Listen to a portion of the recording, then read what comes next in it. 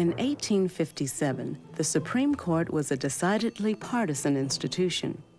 Of the 9 Supreme Court justices, 7 were pro-slavery Democrats. 5 came from slaveholding families. Their desire to secure the rights of slaveholders would cause them to make the most infamous judicial decision in American history. The man who started it all was named Dred Scott. Dred Scott was a slave born in Virginia. His master ultimately moves him to St. Louis, where he is sold a couple of times and ultimately ends up in the hands of a man named John Emerson. John Emerson is an army surgeon. And when John Emerson is posted to various frontier forts, the first one is in what is today Rock Island, Illinois, he takes Dred Scott with him as his servant. Now, presumably, Dred Scott becomes free the moment he's taken to Rock Island, because Rock Island is in Illinois. It's called Fort Armstrong at the time. But Dred Scott remains a slave at Fort Armstrong. And then his master takes him to Fort Snelling, which is today St. Paul, Minnesota. Now, that is area that was made free under the Missouri Compromise. Several years later, Dred Scott returned to St. Louis with his master. But after Emerson died, Scott sued for his freedom on the grounds that since he had lived in free territory, he was no longer a slave. A jury of 12 white men in a St. Louis circuit court judged him legally free. 2 years later, the Missouri Supreme Court reverses this. They reverse precedents going back to the beginning of Missouri statehood.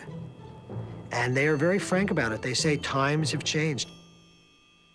When John Emerson's widow remarried, she transferred ownership of Dred Scott to her brother, John Sanford. John Sanford lives in New York, but has business interests in St. Louis. And so now Dred Scott can sue in federal court alleging he is a citizen of Missouri, his owner's a citizen of New York. And that's how the case goes forward to the Supreme Court. No suit pressed by a slave had ever come before the Supreme Court before. It raised important questions. The lawyers representing John Sanford made the argument that no black person can sue in federal court because black people can't be citizens of the United States. The majority opinion in Dred Scott was written by Chief Justice Roger Taney. Taney was a resolute foe of racial equality, the Republican Party, and the anti-slavery movement. Chief Justice Taney begins by saying Dred Scott can't sue because blacks can't be citizens. And he makes a very famous statement. He says at the time of the Constitution, they had no rights, they meaning blacks, had no rights that the white people needed to respect. Now, having said that Dred Scott can't sue, the technical legal thing Taney should have done was said case dismissed. Because obviously if Dred Scott can't sue, then he can't be in court. Taney can't hear the case any longer. But Chief Justice Taney didn't stop there. Taney goes on to face another constitutional question of whether Congress could constitutionally have passed the Missouri Compromise. Did Congress have the power to prohibit slavery in the Western territories? And here he makes an argument based on the Fifth Amendment to the Constitution. The Fifth Amendment says you cannot be deprived of your property without due process of law. And so he makes the argument that the federal territories cannot ban slavery because slavery is a fundamentally protected property within the United States constitutional scheme. He says, basically, look, the Constitution is pro-slavery.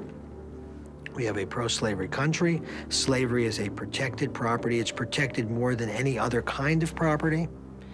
And it's protected in the territories. This was also, by the way, essentially a drop-dead letter to the new Republican Party, because the new Republican Party, organized in 1854 after the Kansas-Nebraska Act, was based on the theory that you should stop slavery from spreading into the territories.